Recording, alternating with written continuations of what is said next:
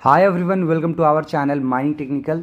आज की इस वीडियो में हम लोग mines and mineral development and regulation amendment bill 2021 को डिस्कस करेंगे, जो कि अमेंड करेगा एग्जिस्टिंग एमएमडीआर 1957 को। ठीक है, ये अमेंडमेंट बेसिकली कर रहे हैं 1957 का जो एमएमडीआर है उसको।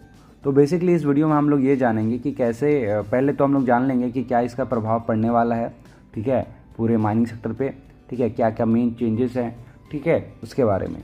तो सबसे पहले हम लोग बात कर लेते हैं कि आखिरकार इस पूरे वीडियो में हम लोग डिस्कस क्या करेंगे। तो बेसिकली हम लोग सबसे पहले जानेंगे कि व्हाट इज़ एमएमडीआर, इसकी हिस्ट्री क्या है, इसमें की अमेंडमेंट्स जो है, सुधार जो हैं वो कौन कौन से हैं, और लास्ट में हम लोग जानेंगे कि इसका सिग्निफिकेंस क्या है। तो सबसे पहले मैं यहाँ पे आपको बताना चाहूँगा कि अगर आपने हमारा app mining technical app Google play store से डाउनलोड नहीं किया है तो आप प्लीज़ गूगल प्ले स्टोर पर जाएँ, वहाँ माइनिंग टेक्निकल सर्च करें और माइनिंग टेक्निकल ऐप डाउनलोड कर लें, जहाँ पर आपको इस वीडियो की स्टडी मटेरियल तो मिलेगी ही मिलेगी, प्लस इसमें आपको वीडियोज़ मिल सकते हैं, स्टडी मटेरियल मिल सकता है और क्विजेस भी मिल सकते हैं। जाएँ जल्दी से गूगल प्ले स्टोर से हमारा ऐप डाउनलोड कर लें। चलिए, सबसे पहले हम लोग बात करते हैं सेक्शन 1, जिसमें हम लोग सबसे पहले बात करेंगे कि what is MMDR and what is the history of MMDR. MMDR, जिसका पूरा नाम होता है the mines and mineral regulation and development act 1957। Basically एक एक्ट है, गवर्नमेंट ऑफ इंडिया ने इसको पास किया था to regulate the mining sector in India, यानी इंडियन माइनिंग सेक्टर को रेगुलेट करने के लिए यह एक्ट को पारित किया गया था 1957 में, जो कि इसका हिस्ट्री भी है। ठीक है, बेसिकली ये क्या प्रोवाइड करता है, ये डिटेल्स प्रोवाइड करता है कि कैसे आप एक माइनिंग लीज या फिर प्रोस्पेक्टिंग लाइसेंस जो है भारत में, ठीक है, उसको कैसे ले सकते हैं, उसका प्रोसेस क्या होगा, क्या कंडीशंस होंगी, वो सारा इसमें कवर होता है। ठीक है, ये जो एक्ट है ये प्रोवाइड करता है कि जो माइनिंग लीज है ना, ठीक है, विद इन द कंट्री के अंडर ही, ठीक है, इसका गवर्नेंस कैसे होगा ये पूरा डील करता है। माइनिंग लीज कैसे लिया जाएगा, कैसे ट्रांसफ़र किया जाएगा वगैरह। ठीक है, लीज जो है वो किस लिए दिया जाए ये भी इसको ये सुनिश्चित करता है। ये सुनिश्चित करता है कि जो भी लोग, ठीक है, रह रहे हैं कहाँ पर, जहाँ पे माइंस ऑक्शन हो रहा है, ठीक है, जहाँ पे माइनिंग करनी है, जहाँ उस माइंस का जहाँ ऑक्शन होगा, तो उस एरिया में जो लोग रह रहे हैं ना, उसको कैसे बेनिफिट किया जाए, ठीक है, उसको कैसे, उनका वेलबींग कैसे सुनिश्चित किया जाए, ये सारा ये डील करता है।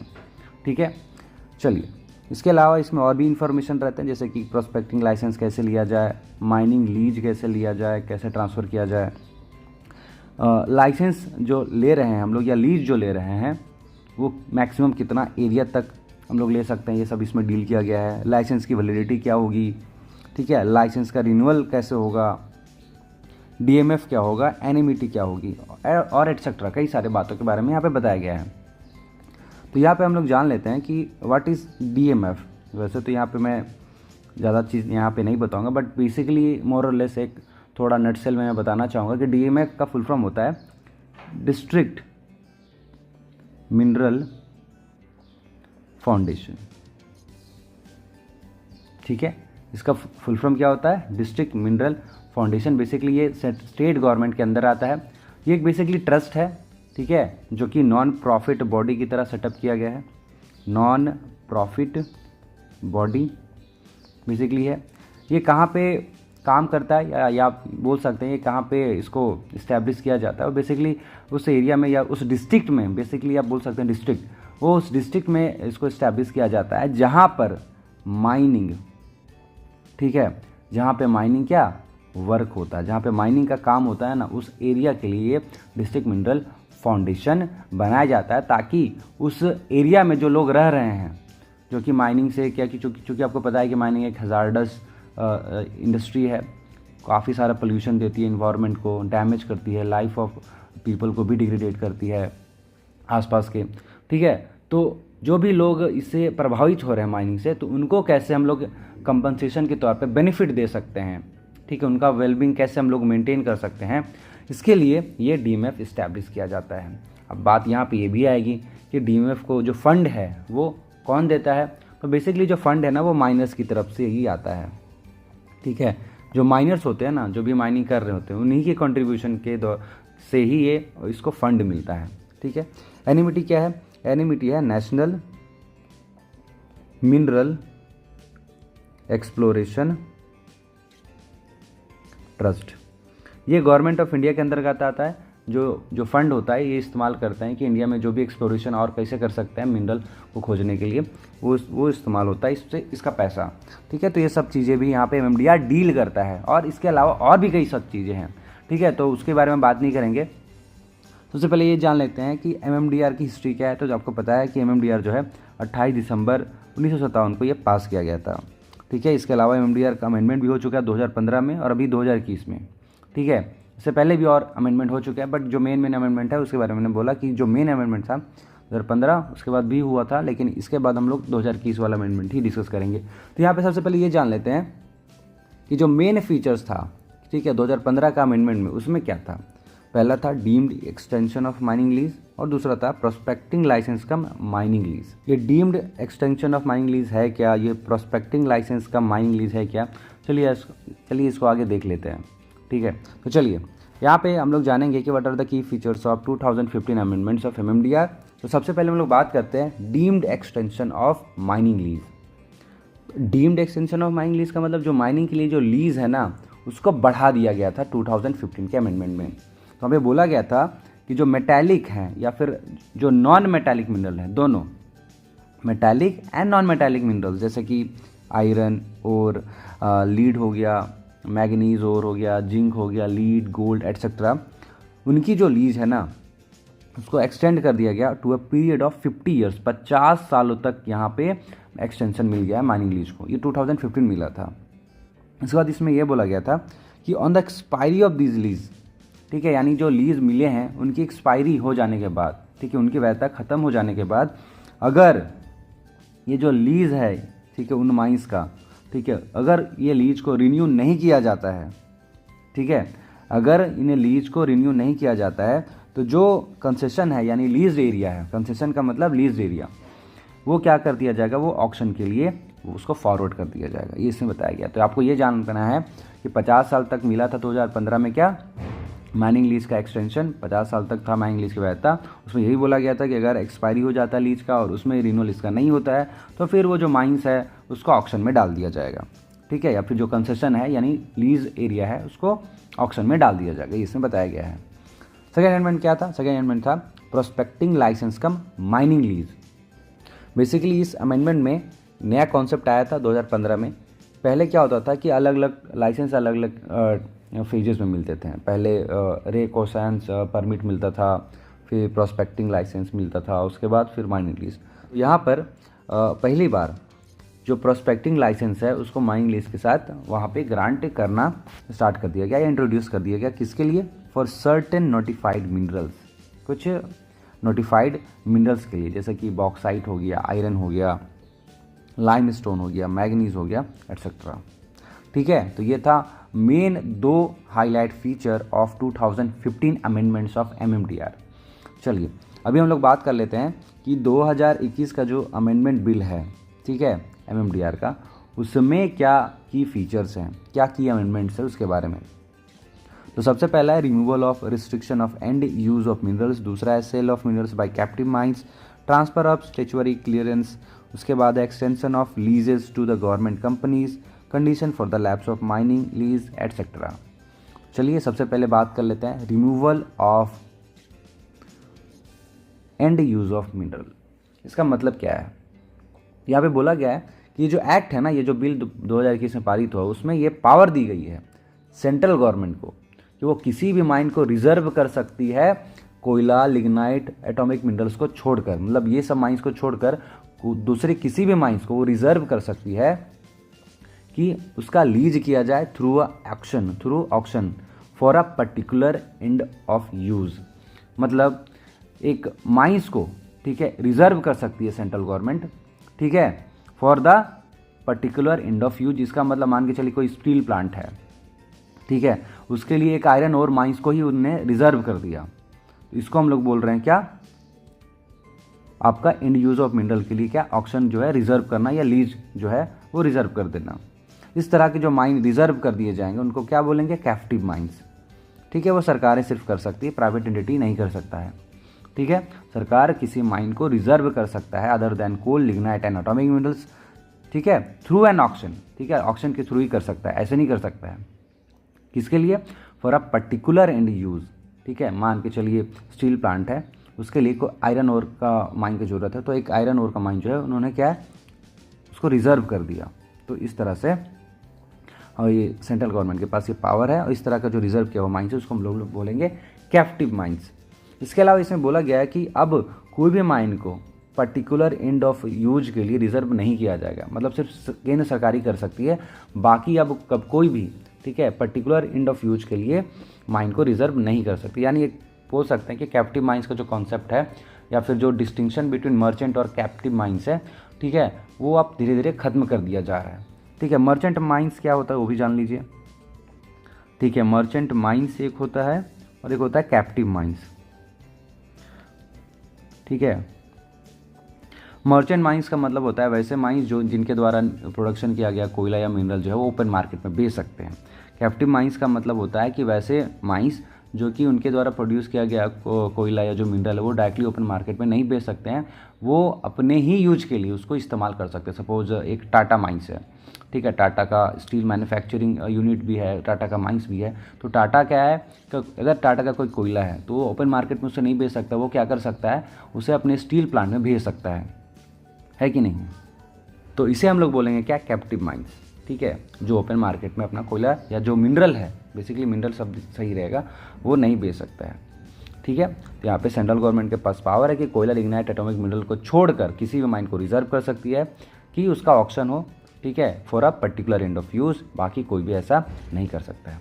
चलिए आगे बढ़ते हैं। Sale of minerals by captive mines, ये सेकेंड अमेंडमेंट है। इसमें बोला गया है कि जो कैप्टिव माइंस है, ठीक है, अब कैप्टिव माइंस में भी कौन, अदर देन एटॉमिक मिनरल्स, ठीक है, एटॉमिक मिनरल्स वाले माइंस को छोड़कर जो भी कैप्टिव माइंस है ना, वो अब अपना एनुअल मिनरल प्रोडक्शन का 50% जो प्रोडक्शन है वो बेच सकते हैं ओपन मार्केट में। ये बहुत बड़ा चेंज है। ठीक है, अब कैप्टिव माइंस भी क्या कर सकते हैं, अपने एनुअल प्रोडक्शन का यानी वार्षिक जो उत्पादन है, ठीक है, मिनरल का, उसका 50% ओपन मार्केट में बेच सकते हैं। लेकिन इसके लिए कंडीशन क्या है, after meeting their own needs, यानी अपनी ज़रूरतों को पूरा करने के बाद ही वो जो बच रहा है, ठीक है, उसको बेच सकते हैं। लेकिन कितना तक बेच सकते हैं, एनुअल प्रोडक्शन का ऑलमोस्ट 50% बेच सकते हैं, 50% तक वो बेच सकते हैं। ठीक है, दूसरा इसमें कंडीशन यहाँ पे बताया गया है कि जो गवर्नमेंट है, सेंट्रल गवर्नमेंट, वो इंक्रीज भी कर सकती है ये थ्रेशोल्ड को। यानी अभी 50% का नोटिफिकेशन जारी है, कल को ये 60% या 70% या कभी हो सकता है कि 100% भी अपना प्रोडक्शन ओपन मार्केट में बेच दें। ये अनाउंस करने का राइट किसके पास अब है, ये सेंट्रल गवर्नमेंट के पास है। ठीक है, वो नोटिफिकेशन जारी करके ये जो लिमिट है 50% का उसको एक्सटेंड भी कर सकती है।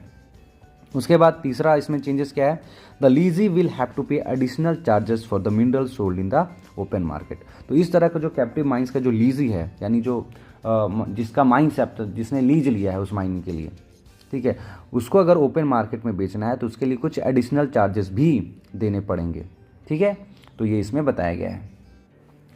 तीसरा अमेंडमेंट है ट्रांसफ़र ऑफ स्टैच्यूअरी क्लियरेंस। जैसे कि आपको पता है कि एक माइंस को खोलने के लिए कई सारे क्लियरेंस लेने पड़ते हैं, उनमें से एक है इन्वायरमेंट क्लियरेंस।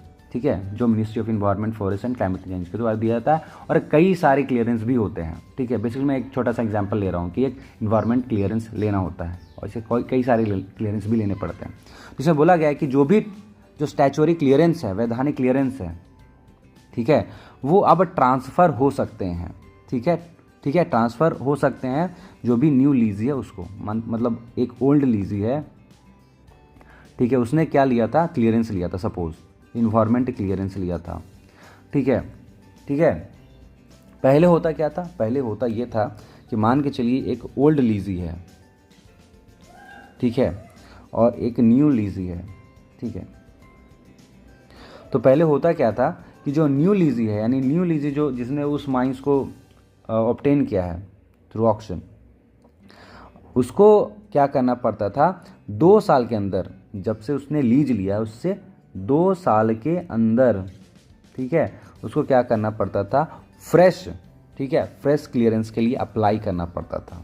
ठीक है, फ्रेश क्लियरेंस के लिए अप्लाई करना पड़ता था। मतलब एक माइंस है, या हो सकते हैं कि एक माइन ही है, उसका ऑक्शन हो गया है, ठीक है, पहले सपोज ए के पास था, उसने छोड़ दिया, उस माइंस का ऑक्शन हो गया, अब न्यू लीजी बी बन गया है। अब पहले होता क्या था कि जैसे उसको मिला, जैसे उसको लीज मिला, उसके 2 साल के अंदर उसको बाकी जो क्लियरेंस है, स्टैच्यूटरी क्लियरेंस है, उसके लिए आवेदन फ्रेश देना पड़ता था। अभी ऐसा कुछ नहीं है। अभी ये बोला गया है कि कभी भी, ठीक है, लीज ट्रांसफ़र होता है, जैसे कि किसी माइंस का लीज कोई नया लीज ले लेता है, तो उसमें क्या होगा कि जो प्रीवियस जो क्लियरेंस मिल रहा था, जो मिला है, वो क्या है, वो ट्रांसफ़र हो जाएंगी। और कितने दिन तक या कितने सालों तक ट्रांसफ़र होगी, जब तक कि लीज का वैलिडिटी है। मतलब 50 साल तक मान के चलिए ओल्ड लीजी ने लीज लिया था 50 साल का, इसमें 20 साल इन्होंने क्या यूज कर लिया उस माइंस को, 30 साल का भी लीज बचा हुआ है। अब ये जो माइंस है, ठीक है, बी लीजी के पास उसको ट्रांसफ़र किया गया है, तो लगभग 30 साल तक, मैक्सिमम 30 साल तक जो है इसको कोई भी फ्रेश जो क्लियरेंस के लिए अप्लाई नहीं करना होगा, क्योंकि ये वैलिडिटी जो माइंस था 50 साल का इसने लिया था, ठीक है, लीज का जो वैलिडिटी था वो 50 साल था, 20 साल इसने यूज कर लिया, अभी भी 30 साल बचा हुआ है, तो 30 साल तक इसको कोई भी अलग से क्लियरेंस लेने की आवश्यकता नहीं है। तो ये चेंजेस आया है, ठीक है। नेक्स्ट जो चेंजेस है, ठीक है, चेंजेस नंबर या अमेंडमेंट नंबर 4, वो है auction bye the central government in certain cases, यानी कुछ परिस्थितियों में सेंट्रल गवर्नमेंट द्वारा ऑक्शन किया जाना। वैसे तो माइंस जो हैं, ठीक है, वो स्टेट गवर्नमेंट के अंदर ही आते हैं, ठीक है, बट यहाँ पे बोला गया है कि सेंट्रल गवर्नमेंट के पास, ठीक है, ये पावर है, ठीक है, कि स्टेट गवर्नमेंट के साथ विचार विमर्श करके, ठीक है, स्पेसिफाई कर सकते हैं एक समय for a completion of a auction process. मतलब कोई माइंस है, ठीक है, सपोज कोई माइंस है, ठीक है, तो इसके लिए, ठीक है, इसका ऑक्शन हो सके, ठीक है, इसके लिए स्टेट गवर्नमेंट के साथ विचार विमर्श करके, ठीक है, सेंट्रल गवर्नमेंट क्या कर सकती है, स्पेसिफाई कर सकती है एक समय, मान के चलिए 5 साल में इस माइंस का क्या ऑक्शन होना है। स्टेट गवर्नमेंट के साथ मिलकर इन्होंने डिसाइड कर लिया, स्पेसिफाई कर लिया कि 5 साल के अंदर इसका जो है ऑक्शन हो जाना चाहिए, ठीक है, ये कर सकती है।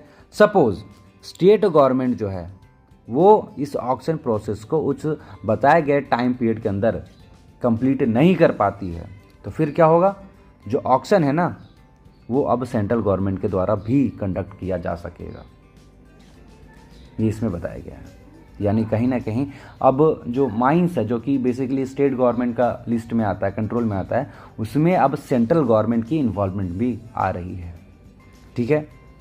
बेसिक आइडिया क्या है इसका, बेसिक आइडिया ये है कि अब कोई भी माइन को आइडल नहीं रखा जाए, कोई भी माइंस को ऐसे आइडल नहीं रखा जाए, ये इसके पीछे तर्क दिया जा रहा है।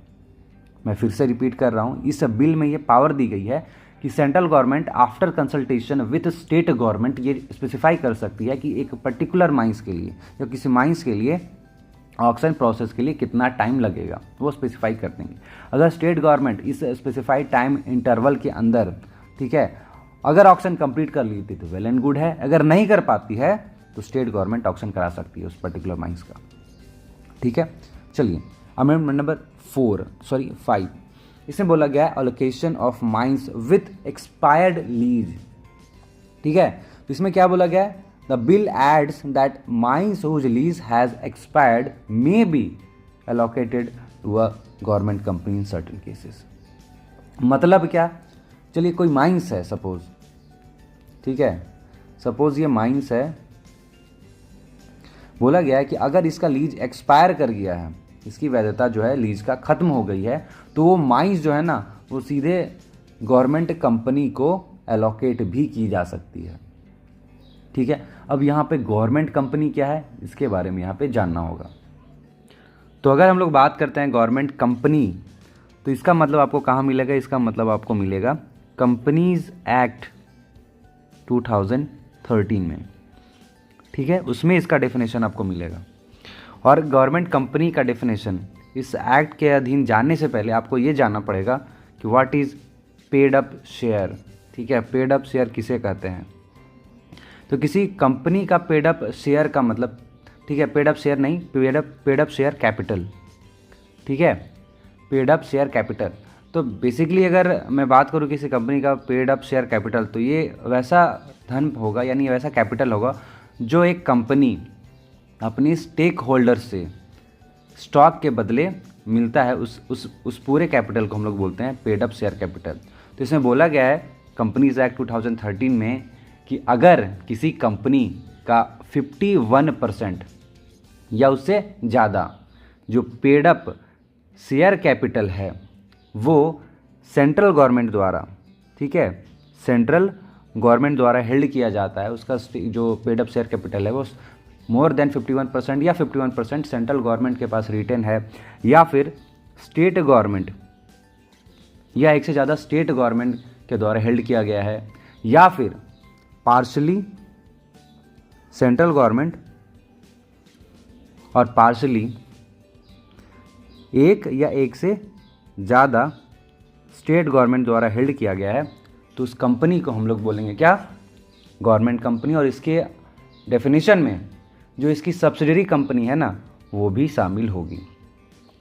तो इसमें बोला गया है कि अगर किसी माइंस का लीज एक्सपायर कर गया है तो उस माइंस को किसी गवर्नमेंट कंपनी को भी अलॉट किया जा सकता है इन सर्टेन केसेस, ठीक है।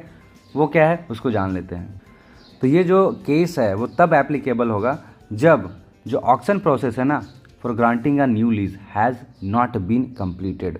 अगर ऑक्शन प्रोसेस है, ऑक्शन प्रक्रिया है किसी लीज को ग्रांट करने का, वो कंप्लीट नहीं किया गया है उस माइंस का, या फिर जो न्यू लीजी है यानी जिसने लीज लिया है उस माइंस का, ठीक है, उसको 1 साल के अंदर, कब से 1 साल, ऑक्शन हो जाने के 1 साल के अंदर, ठीक है, टर्मिनेट हो गया है वो न्यू लीज, तो फिर क्या कर सकती है, उस माइंस को जो है वो गवर्नमेंट कंपनी को एलोकेट कर सकती है, ठीक है। इसके अलावा इसमें क्या बोला गया है कि the state government may grant a lease for such mine to a government company for a period of 10 years, for a period up to 10 years और until the selection of new lessee whichever is earlier. मतलब अब क्या कर सकती है कि जो state government है इस केस में वो किसी माइन का जो लीज है वो ग्रांट कर सकती है to a government company to a maximum 10 साल के लिए, यानी 10 सालों के लिए मैक्सिमम वो लीज ग्रांट कर सकती है टू अ गवर्नमेंट कंपनी, या फिर जब तक कि न्यू लीजी का सिलेक्शन नहीं हो जाता है तब तक। दोनों में से जो पहले हो जाए, यानी 10 साल कंप्लीट हो जाए या फिर न्यू लीजी मिल जाए, दोनों में से जो पहले हो जाए तो उतना दिन तक, ठीक है, जो हो जाए उतने दिन तक वो क्या कर सकती है कि गवर्नमेंट कंपनी को एलोकेट कर सकती है, ठीक है। इसके अलावा बोला गया है कि अगर state government is unable to complete the auction process within this period the auction may be conducted by the central government. यानी अगर जो स्टेट गवर्नमेंट है, ठीक है, वो कंप्लीट नहीं कर पाती है ऑक्शन प्रोसेस को विद इन टाइम पीरियड जो स्पेसिफाइड होगा सेंट्रल गवर्नमेंट के द्वारा, तो फिर जो ऑक्शन है ना वो सेंट्रल गवर्नमेंट के द्वारा कंडक्ट की जाएगी, ये इसमें बताया गया है। चलिए, जो 6 नंबर का जो अमेंडमेंट है वो है नॉन एक्सक्लूसिव रे कोसाइन परमिट। तो ये जो एक्ट है यानी MMDR 2021 का जो एक्ट है, जो बिल है, जो अमेंडमेंट है, ठीक है, उसमें ये बोला गया है कि वैसे मिनरल, ठीक है, जो कोल, लिग्नाइट और एटॉमिक मिनरल्स को छोड़कर कोई दूसरे मिनरल हो तो उसके लिए अब रे कोसाइंस परमिट की आवश्यकता नहीं है। रे कोसाइन का मतलब क्या होता है? रे कोसाइंस का मतलब होता है जो प्रीलिमिनरी प्रोस्पेक्टिंग होता है किसी मिनरल का थ्रू सर्टेन सर्वेज, ठीक है। तो ये जो इस तरह का जो परमिट हुआ करता था पहले, वो अब इस बिल के थ्रू अब रिमूव कर दिया गया है। तो बात कर लेते हैं पहले का ट्रेंड कैसा था, पहले का कॉन्सेप्ट कैसा था लाइसेंस प्राप्त करने के लिए। सबसे पहले क्या किया जाता था कि रे कोसाइन किया जाता था, रे कोसाइन परमिट मिलता था एक, ठीक है। इसमें बेसिकली जिस माइंस को आपको लीज लेना है उस एरिया में आपको परमिट दिया जाता है कि आप वहाँ पे जाके सर्वे कंडक्ट कर सकते हैं, देख सकते हैं एरिया कितना आपका माइनिंग करना है, उस एरिया को आप फिजिकली वहाँ पे ऑब्जर्व कर सकते हैं, ठीक है। उसके बाद आपको क्या मिलता था? उसके बाद आपको मिलता था प्रोस्पेक्टिंग। अब इसमें क्या है, ये परमिट मिल जाने के बाद, ठीक है, आपको प्रोस्पेक्टिंग लाइसेंस लेना पड़ता था। इस लाइसेंस के तहत आप क्या कर सकते थे, किसी जो एरिया आपको लीज लेना है, जो कंसेशन आपको लेना है, उसमें आप ड्रिलिंग वगैरह स्टार्ट कर सकते हो, उसमें प्रोस्पेक्टिंग आप स्टार्ट कर सकते हैं। अब ये प्रोस्पेक्टिंग लाइसेंस कंप्लीट हो जाएगा और इस प्रोस्पेक्टिंग लाइसेंस का रिपोर्ट आपको जमा करना पड़ता था। उसमें ये होता था कि अगर आप इसमें प्रूव्ड हो चुका है कि वहाँ पे मिनरल्स है, ठीक है, तो इस बेसिस पे आपको क्या मिलता था, माइनिंग लीज मिलता था और फिर आप वहाँ माइनिंग कर सकते थे। तो इस तरह से पहले काम हुआ करता था, लेकिन अब इस तरह का जो रे कोसाइन परमिट है वो अब इसकी आवश्यकता नहीं है। चलिए सेक्शन 3 हम लोग बात कर लेते हैं। इसमें बेसिकली हम लोग बात करेंगे एडवांटेज और डिसएडवांटेज कि इस एक्ट, इस जो बिल है, इसका डिसएडवांटेज और एडवांटेज क्या है। तो सबसे पहला जो एडवांटेज है वो ये है कि इससे ईज़ ऑफ डूइंग बिजनेस यहाँ पे आसानी होगी इसमें, ठीक है। अगर ये जो प्रोजेक्ट है, ठीक है, इसमें आप देख सकते हैं कि इम्प्लीमेंटेशन प्रोसेस काफ़ी स्पीड अप मिल रहा है, जैसे कि आपको देखने को मिला होगा, ठीक है। कई सारे परमिट को अब ज़रूरत नहीं है, एक्सटेंशन जो है अब एक्सटेंड कर सकता है अगर न्यू लीज भी आता है तो इस तरह से क्या है कि जो प्रोजेक्ट का इम्प्लीमेंटेशन प्रोसेस है वो बूस्टअप होगा। इसका कारण क्या है कि ईज़ ऑफ बिजनेस बढ़ेगा, ठीक है, और जो प्रोसीजर है वो काफ़ी सिंप्लीफाइड होगा किसी एरिया पे जहाँ पे मिनरल्स लोकेटेड है, ठीक है।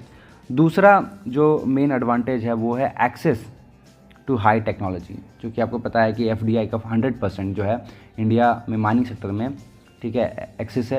इसके कारण क्या है कि अब पूरे ग्लोब में जो भी, पूरे वर्ल्ड में जो भी हाई एंड टेक्नोलॉजी है वो इंडिया में आएंगी, और आपको पता ही है कि कितना ईजी कर दिया गया है डूइंग बिजनेस में।